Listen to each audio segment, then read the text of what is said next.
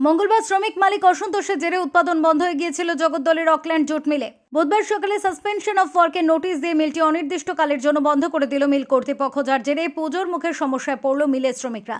মিলের শ্রমিকদের অভিযোগ ছিল মিল কর্তৃপক্ষ জোর করে বেশ কিছু দাবি চাপিয়ে দিচ্ছিল মিল শ্রমিকদের ওপর, যেটা তাদের পক্ষে মানা সম্ভব নয়। আর এর জেরে শ্রমিক মালিকের মধ্যে অসন্তোষের জন্ম হয়, যার ফলে শ্রমিকরা কর্মবিরতিতে চলে যায়। আর সেই সুযোগে মিলটি বন্ধ করে দিলেন মিল মালিক, এমনটাই অভিযোগ আনা হচ্ছে। কিন্তু এইভাবে যখন তখন নোটিশ দিয়ে মিল বন্ধ করা যাবে না বলে জানালেন জগদ্দলের বিধায়ক সোমনাথ শ্যাম।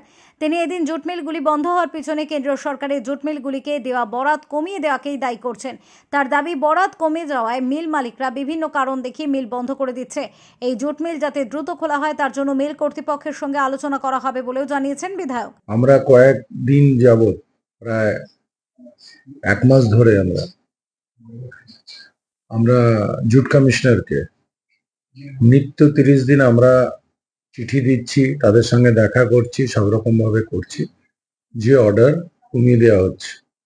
যেখানে গত বছর 39 লাখ বেলের অর্ডার ছিল, সেটা এবছর এসে দাঁড়িয়েছে 28 লক্ষ বেলে। 10 লক্ষ বেল যদি কম হয়, সেই হিসেবে প্রায় জুট মিলই 2 দিন 3 দিন 4 দিন হয়ে গেছে। এই পরিস্থিতিতে জুট মালিকরা তাদের গোডাউনে প্রচুর মাল হয়ে যাচ্ছে, তারা কোনো না কোনো ভাবে মিলগুলোকে বন্ধ করার একটা পরিকল্পনা করছে। কাজের লোড বাড়িয়ে দিচ্ছে। এগুলো দেখুন, সাধারণত যখন বন্ধ করার কোনো গল্প হয় তখন ম্যানেজমেন্টের তরফ থেকে কোনো না কোনো একটা বাহানা খোঁজা হয়।